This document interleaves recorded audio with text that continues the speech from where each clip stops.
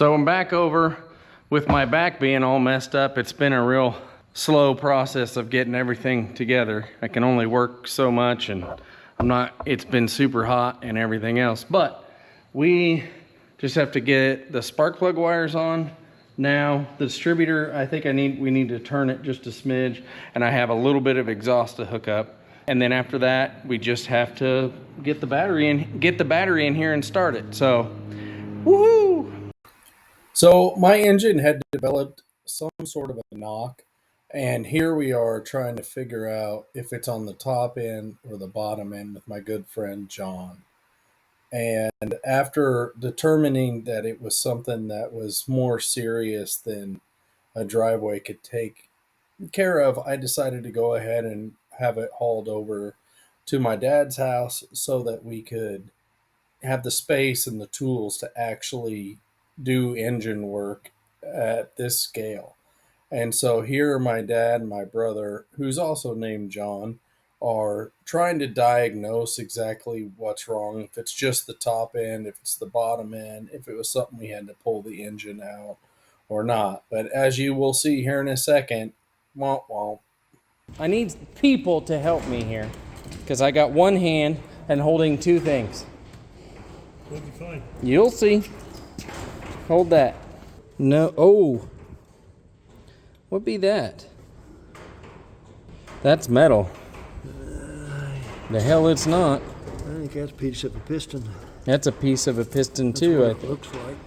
If you look up. Here's another one. I can't see anything up here. I wish I had. Yeah. Where? It's broken right there. Wait, stop. I stopped. Where? See on this one right here. If you look up in there on the side, you can see the. I cannot see where I'm at. I gotta move my. In this. Oh, yep. There's the tab, but there are two. There are two. And the one right in front of it. They're both broken off. So, ow! It's this piston right there. Yeah, it's like one of the ears on the piston is busted off. So this would be the one right in front of it's doing the same thing. We'll go over. Oh, yep. We lost this ear and this ear. Yep. So it's gonna have to come out. Yeah. There's no ifs, ands, or buts about it now. That's what's broken. Broken pistons. Yep.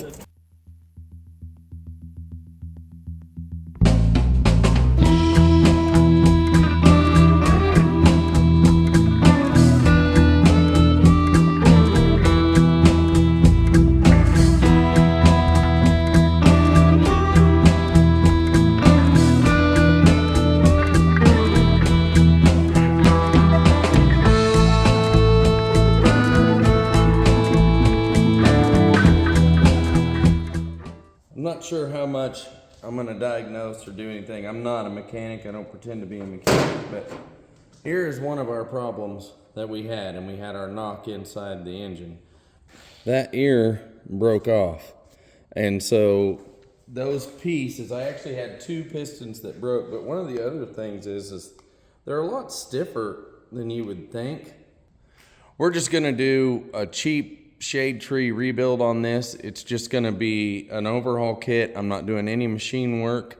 It's a standard bore 305. It's going to be as cheap as possible. If I was going to put any money into it, I would get a bigger engine or go to an LS swap, but I'm just not going to do that for this truck. I'm going to clean everything up and then we'll reassemble. I bought a whole kit, rebuild kit, and we'll start putting everything back. It'll be new pistons, new rings, new mains, new bearings, new everything. Stock, the original crankshaft, the original camshaft. I'm not having the heads reworked. I'm not taking those apart or doing anything. I'm just going to clean them up. I may get some 400 grit sandpaper and sand them on a flat surface or something like that, but not planning on doing anything other than take it apart, put it back together with new parts. But you can see there's quite a bit of sludge I need to clean up inside the heads, and the block's not bad, and there really wasn't that much destruction. And I know it's dark. It's just dark in this shop. I don't know how to make it brighter, quite honestly. I guess I could open the doors, but it's cold. You can see that this is the damaged hole, the piston that was broken, and even there's no scoring or anything. So think we're gonna be fine just to rebuild it. Completely disassembling the entire engine and taking it out. And I thought I had it on footage, but apparently I didn't get it saved. But when we pulled it out, we found that the reason, as I'd been driving it, I found that I would start out with about 20 pounds of oil pressure. But by the time it got hot or I got anywhere, it would drop down to zero a lot of times. And which is a bad thing. And this was right at the end. And as we were looking, we found that the crank had actually spun one connecting rod bearing, and it was 50 thousandths. It was 50,000 smaller than what it should have been. That's how much it had been worn off. So it had been spun for quite some time and just kept on running, which is pretty impressive. But I ended up ordering a new crank. That way, we put a new crankshaft in it and then used our stock rebuild kit to be able to put everything together. But then we just cleaned it up and put it back together.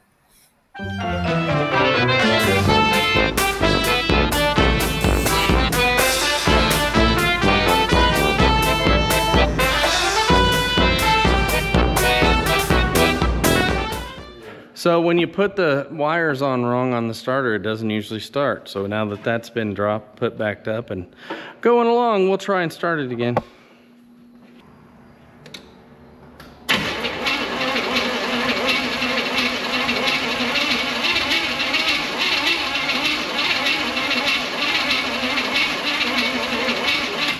That's funny. What? A chirping sound. What chirping? I don't know. Maybe it's a starter, I don't know.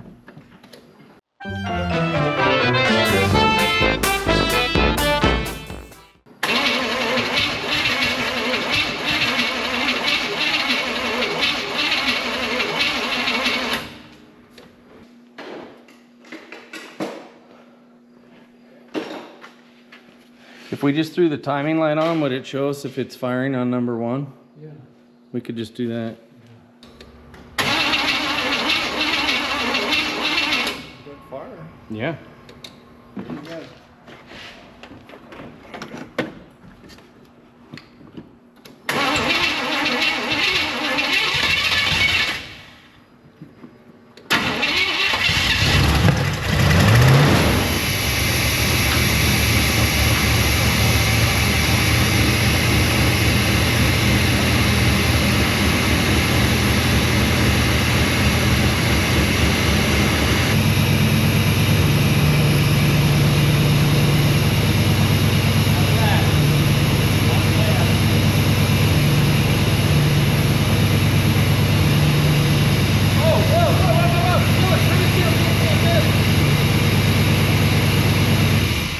Fuel leak. Oh. Right here.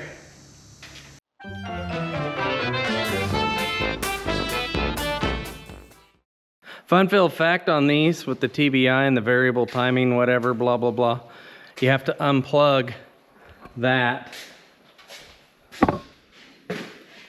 Got it. You have to unplug this to make it back to normal timing so you can time it with a timing light. And that makes a big difference. Otherwise it jumps around like a, I don't know. I don't have a good one.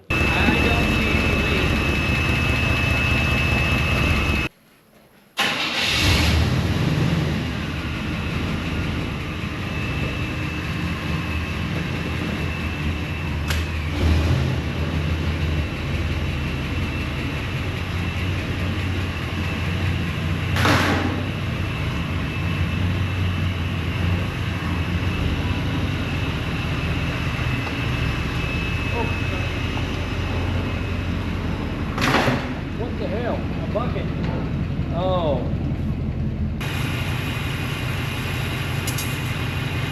Well, here we go. First drive.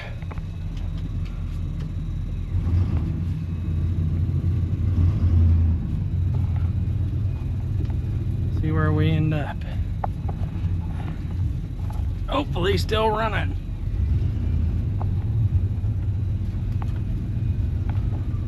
Uh-oh. They already found me. I hear them going by. Ambulance. It might have been a fire truck, honestly. I don't know. Nope, ambulance. We'll go wash it a little bit.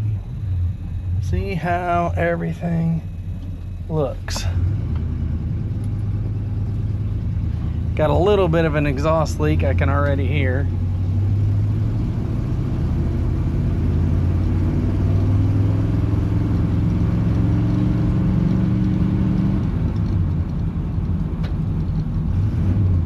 Not shifting.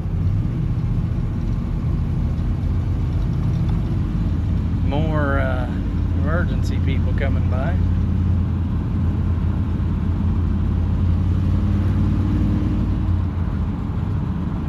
Pull over.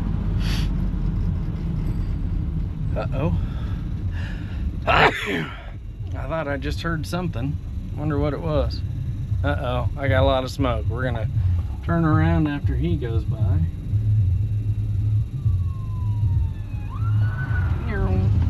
I'm also gonna see what may have fallen on the ground. Hopefully nothing, but we're smoking. I don't know if you can see that, but I'm gonna get back. So I didn't find any leaks or anything. I think it's just burning off stuff when we got back. We're checking it over, but I was definitely low on transmission fluid, so I ended up putting about a quart in. And then after that, Dad and I have been talking, and I think it stumbles a little bit. He definitely thinks it stumbles. So we're gonna put a little more timing in it and have fun. So Bubbles and I are about to take the truck to go to the dump. First, we gotta drop a lunch off, and then we'll see how it goes. So the culprit on it not running right on my very first test drive was a set of plug wires. Specifically, one wire was arcing across. I think it was on number 5. I don't remember now, but it was on the driver's side of the engine. And got that straightened out. Worked like a champ. Also learned. I'm not sure if I remember the procedure now. Actually, my dad looked up how to reset the TBI settings to factory default, and that has helped quite a bit too. But one of the things I did learn while doing this is I had always just assumed I had a 700 R4 and that it just didn't work quite right. But it turns out you can get behind a V8 in 89. You could get a turbo hydromatic 400. And so what I discovered when we were underneath there, actually my dad was the first one that said, that's not a 700 R4. I'd never really paid attention. I just assumed it was. But no, it's a turbo hydromatic 400, which explains why I only have 3 speeds. But I'm pretty excited about learning that. I mean, it doesn't help my gas mileage, but that's a stout transmission. I'll take that for no more. I don't drive it on the highway very much. And when I do, it's not enough to worry about gas mileage. But yes, she's excited. So it is one of those things that you're like, that's neat, but apparently it was an option and it came that way. I still need to figure out if I'm gonna fix or change, figure out if I'm gonna fix the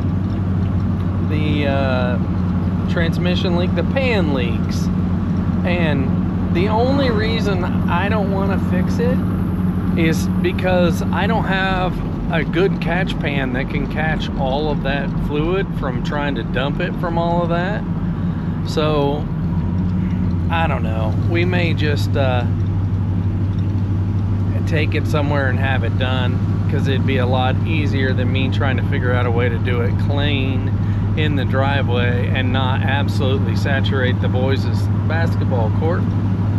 But I'm pretty excited with how she's running. She drives good. I've got about 50 to 75 miles on it now and doing good.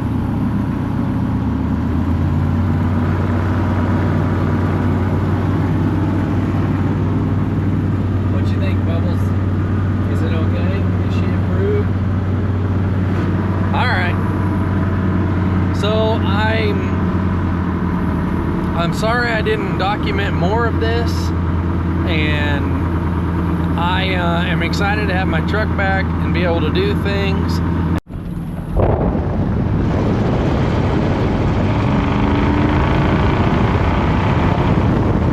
Alright, we are now officially at the dump. I gotta figure out where we put leaves now. This is all leaves. They've been sitting there for years because my house apparently, I didn't get my door shut. My house is apparently the haven for all, oh, there's where leaves go. Definitely don't want to take it to the brush pile. It's muddy.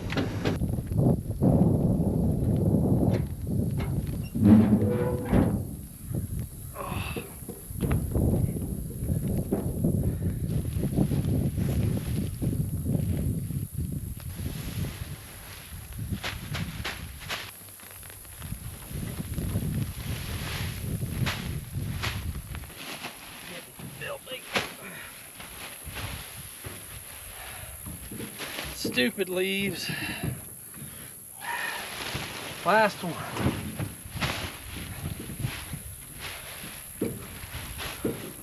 Woohoo! That wasn't dirty. Should not have done that. Oh well. Well, apparently I didn't record washing it, but it was spectacular. Just rinsed off all the leaves.